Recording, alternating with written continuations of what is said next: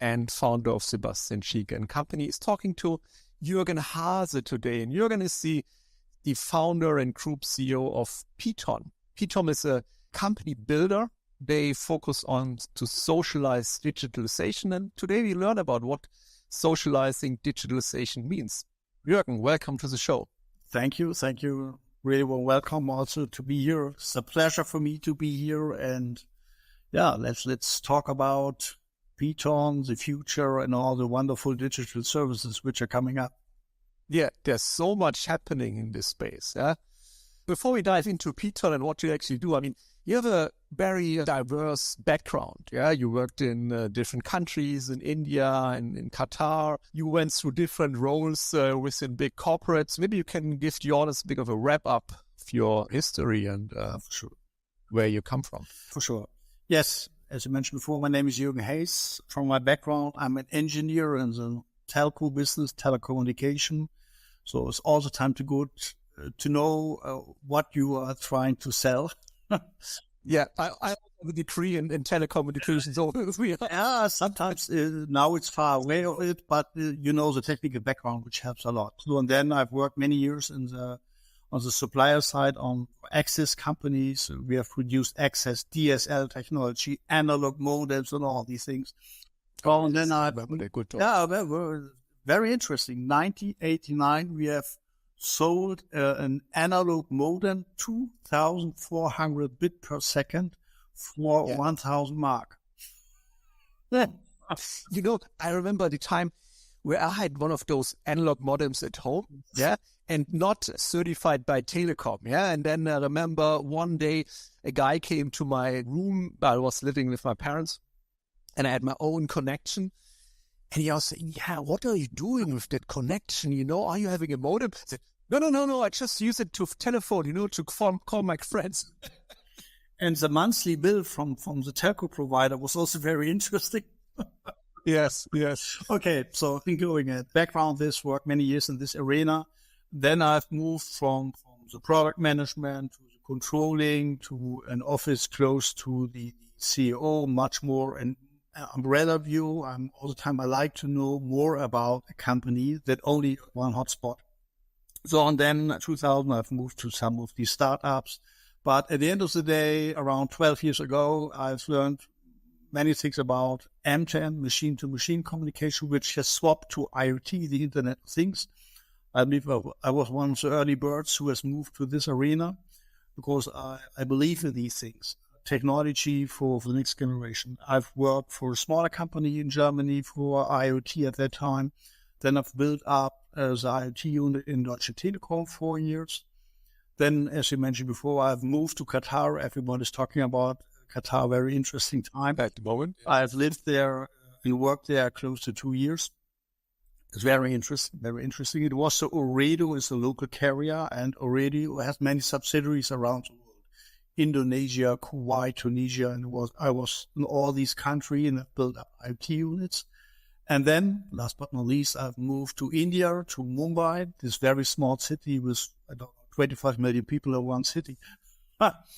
And we've built up an IoT unit in the Reliance Group, which is one of the big players in the market. So, and at that time, I thought a little bit about you have worked your lifetime in the arena of B2B. Now let's think a little bit more how I can support digital services much more in the end customer side or the consumer side. So, and then, I thought, created some ideas with a friend, and we have asked many people about, okay, let's talk about how you think about, give me your thoughts, give me a feedback about our ideas. And most of the people told us, if it's already existing, I would buy it. I would use it in any form. Oh. That was the reason. Let's go ahead with Piton. Yeah, go ahead with speed. I mean, I work a lot with startups. I'm also a business angel and I help them grow. And I think this is the challenge many of them have, to really put in speed, to grow fast. I mean, some grow too fast that they basically implode because they not manage to get the structures right too early. They are too early on the market. or they are at the right time, but they don't get the organization scaled, yeah? And the organization basically implodes because they have no structures, no management style, and run out of funding eventually, yeah? So Piton is a company builder, yeah? So you create organizations, you scale organizations to a certain point, and then you sell them or they just run on their own, right? Correct, that's correct.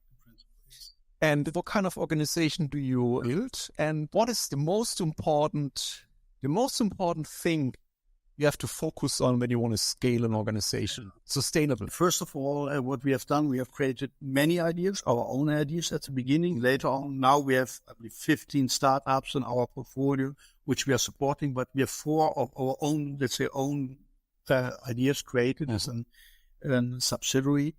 And it's, you have to think about full focus on one of them. That's whatever you're doing is, these units have to be as independent as possible and full focused on what they are doing, the core business.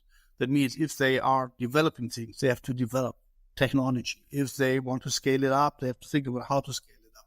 That's the reason why we have thought about whatever it's not at the beginning necessary or partly demand. That means HR, finance, go-to-market, wherever you need only for a few hours a week, let's say it this way.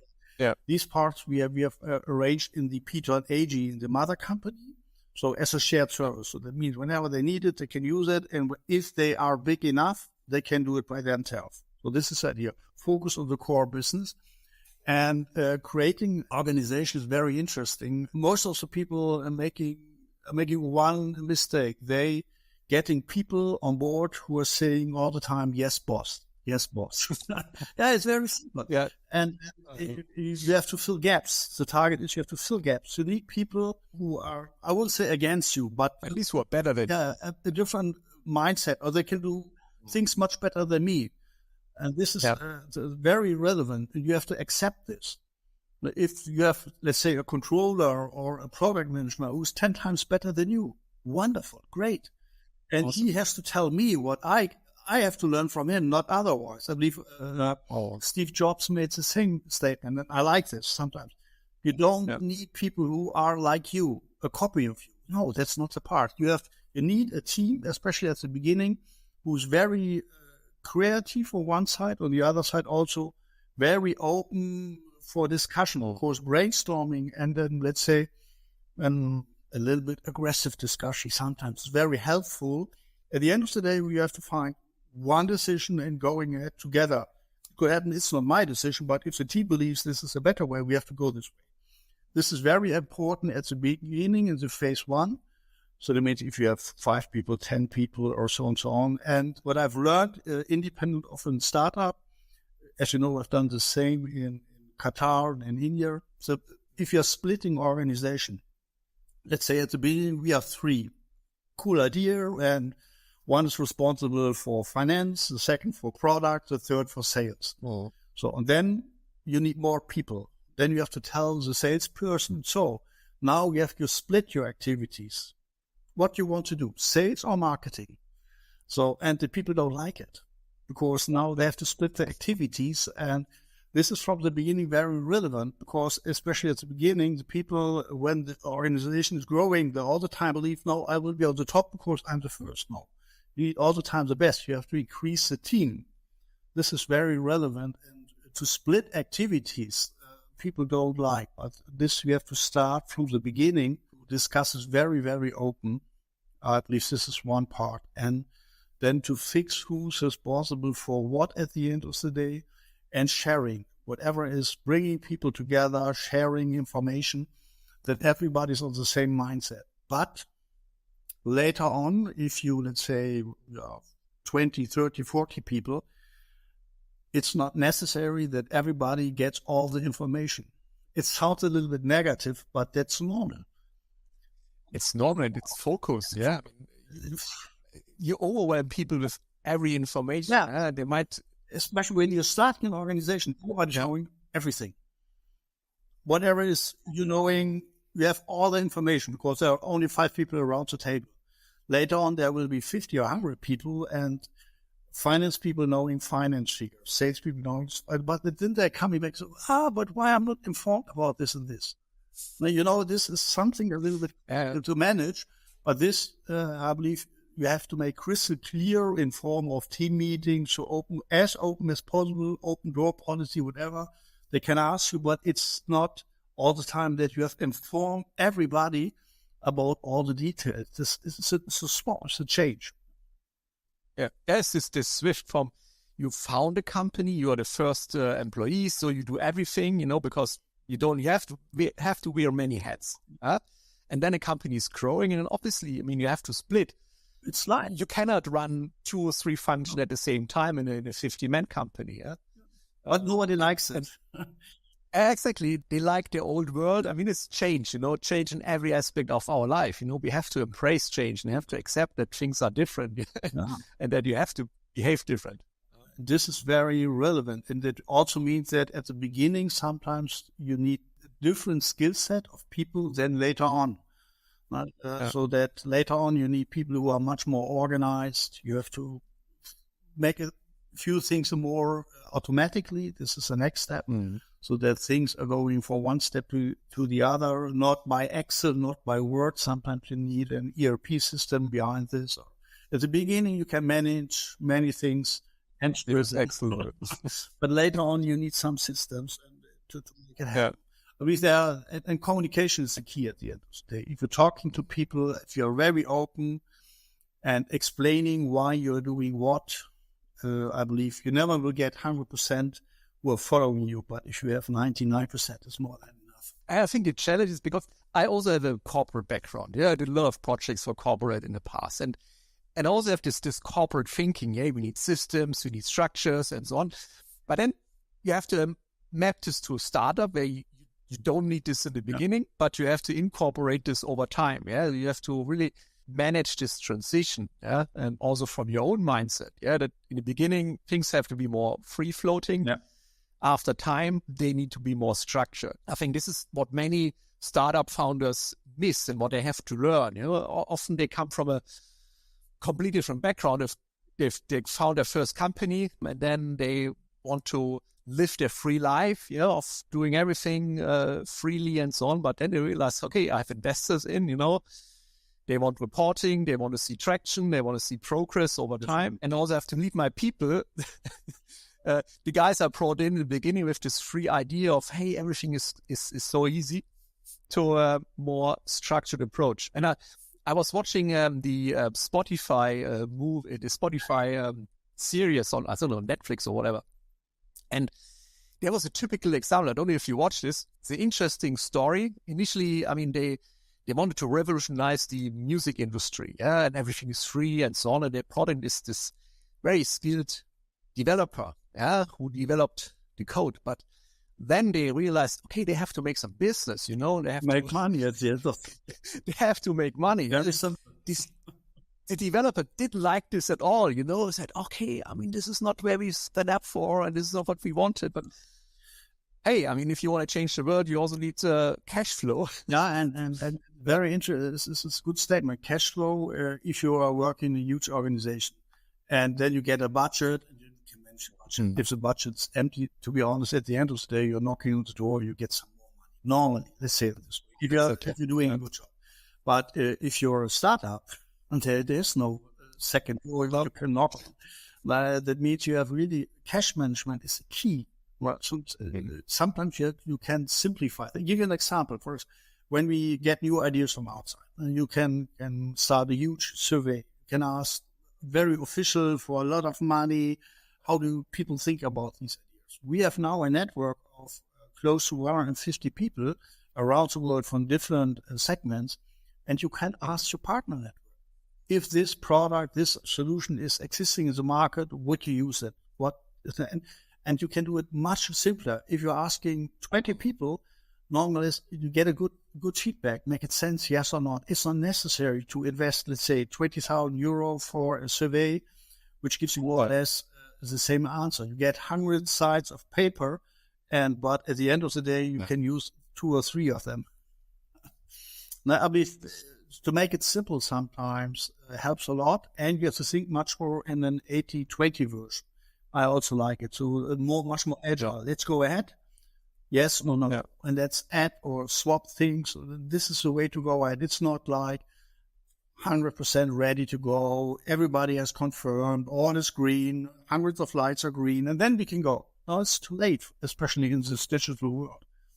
Exactly. And I mean, I have kids at school, and the way they learn nowadays. I mean, I have big challenges with the way the teachers teach our kids, because this agile thinking, this problem focus, they don't learn, They learn to replicate knowledge which they've been told in the classroom, and they replicate knowledge which is written down in a textbook, But this agile way of thinking, which is so important to succeed in today's world, but especially in the upcoming times, I mean, the world is turning so fast and we need flexible organizations. We'll use this 80-20 rule. Say, okay, we test something, either it's working. If not, we move on, we adapt, or we just spin it, Or especially to stop it, it's not so easy, especially if you start-up mentality and you're thinking all is possible. Sometimes you have to say, no, this was the wrong direction. You are in love with your product and you think, the world needs this,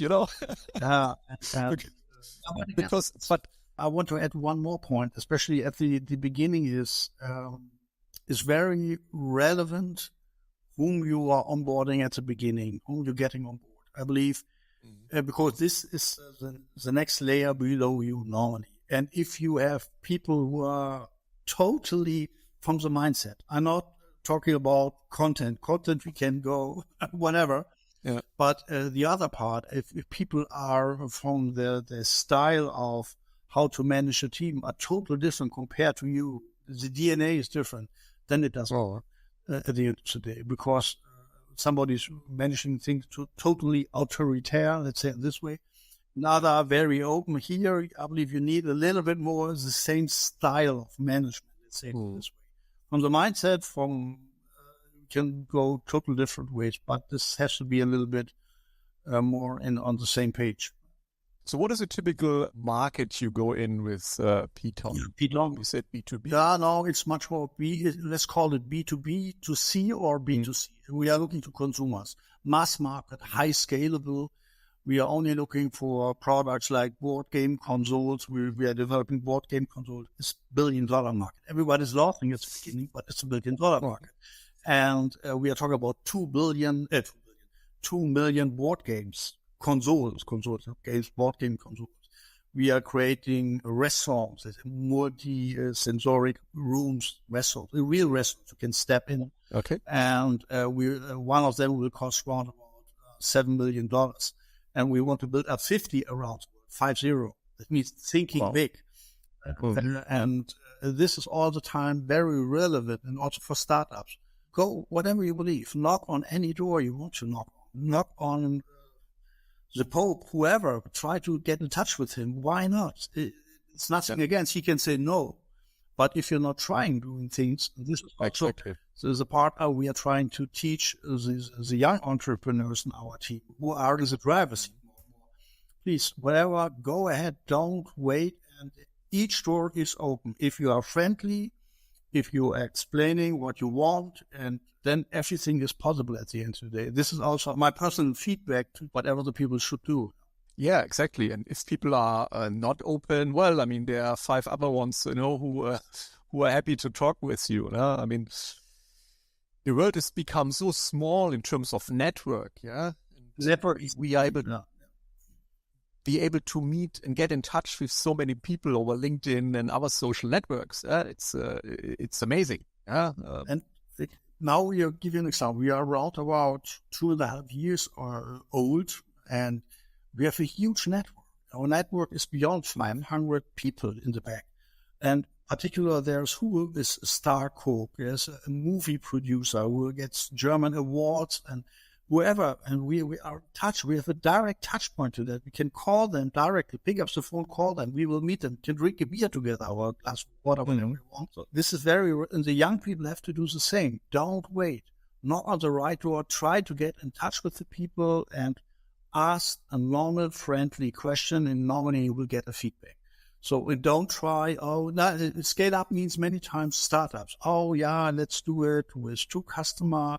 The next plan is 5 customer, 10. No, think big.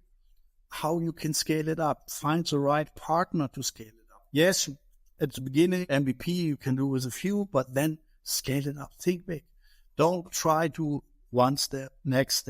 Sometimes you have to wrap it up, especially in the consumer market. If you're waiting too long with digital services, you will be overruled by others. Yeah, the market is so fast. No? There's so many competitors, and the profit margin is normally very small in the consumer market. No? So you need to scale this. You need to have many big. You have to think big numbers, and probably also go international. Yeah, and that's true. That's the reason why you need the partner ecosystem. What are your personal skill in the organization, or where you need the right partners outside? I believe without partners, it doesn't work. And you have to be very open and transparent also with the partner. It's not a supplier contract, it's a partner contract. The partner contract is a little bit different compared to the other ones. It means it's a little bit like to be married. Married means not also in the flower power time, it's also some other time in your life. Yeah, exactly. And you have to manage both parts, the good and the bad times. And if this is possible with your partner, then it's a win-win situation.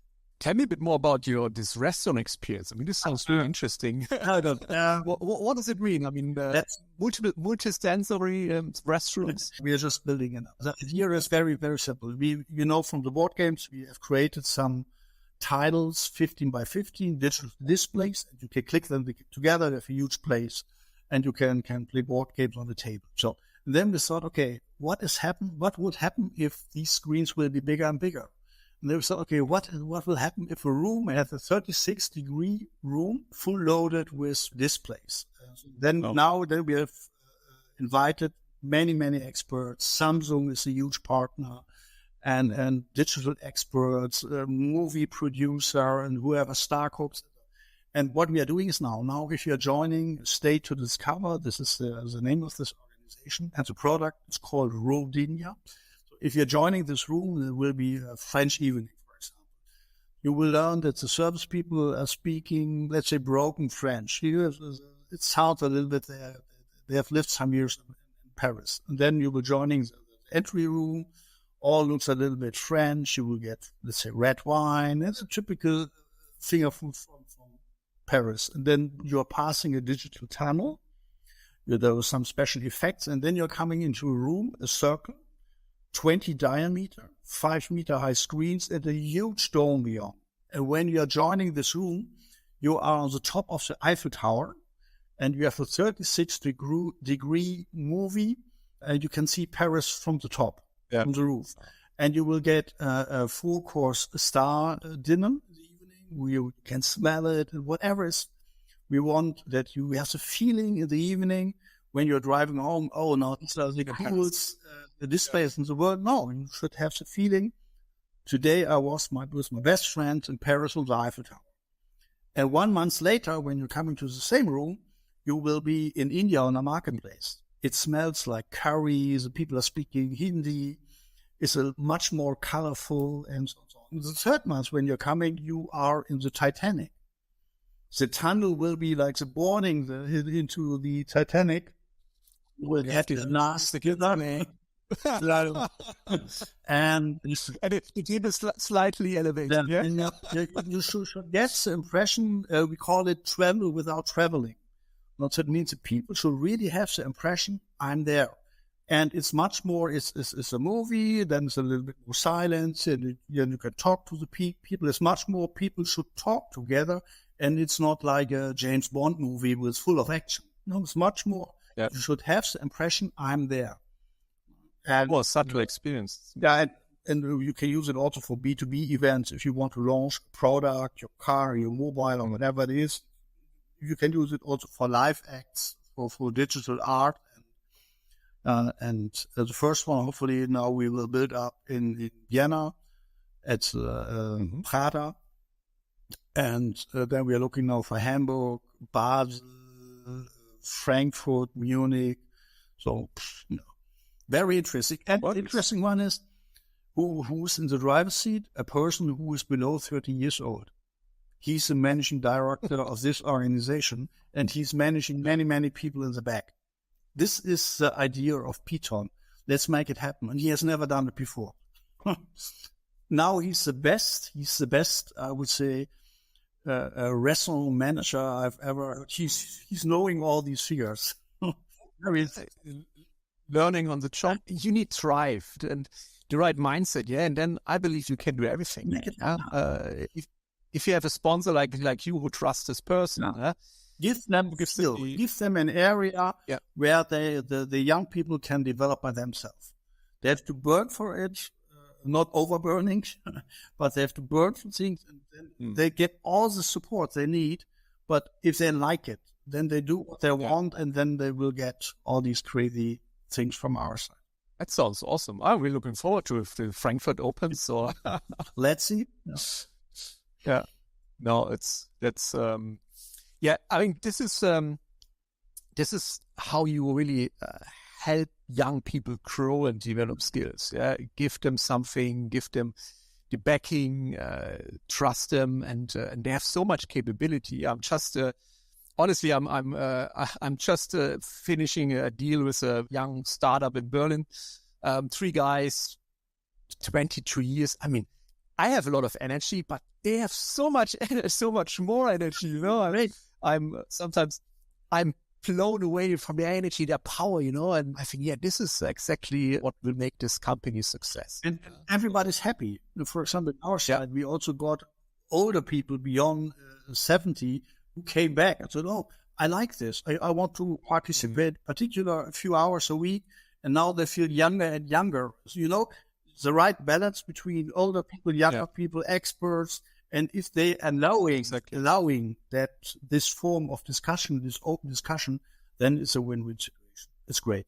And you get these different viewpoints. I mean, I run a treasury company for 22 years, and I had people, they started their career at my company. They came from university, and I had people who retired in my company, who basically, and this bandwidth of knowledge, and different age groups. This was so amazing because we always had different opinions. We had different experience levels, and this really was working quite well. And I don't understand big companies who are not, or also smaller companies who are not taking on older people. Yeah, I mean, they have so much expertise. They went through, they had challenges before, you know, they went through difficult times, and they can bring a lot of peace to an organization. Yeah. And where younger people might. Sometimes older people are also a little bit crazy. Exactly. People could be in the same way. But I like this experience and what they could bring. I had made good experience with that. Yeah, I believe I only can underline each of the sentences you just made. 1 and 1 is much more than 2 in this case. Yeah. And you have to allow it also on the leadership. You have to allow that younger people have many more and better ideas than yourself. This is sometimes not so easy, but they are true. You have to accept it, full stop. I always tell my clients, hey, I mean, I mentor all the CEOs. I always tell them, hey, hire people who are more intelligent than you. Yeah? Hire them. Yeah. Ideally, you enable the company to get rid of you. Yeah, that you can fire yourself. Then you're on the right track. Yeah, then this organization is growing and is not depending on you. But as long as you're the bottleneck, well, then also tell me why not. Sometimes people are coming and say, no, that's not possible. Okay, why so? For example, to create a restaurant like this. At the beginning, restaurant experts came to us and told us, forget it. You have no clue about restaurants and how to make it happen. Nobody, which is good. But now, exactly these people are coming back and saying, wow, this is the most innovative restaurant concept I've seen ever. Full stop. Yeah. You know, you have to mix technology with experts from restaurants, then everything is possible. You only need the right people, and you need access to the right people. This is why I'm coming back. You need the right network.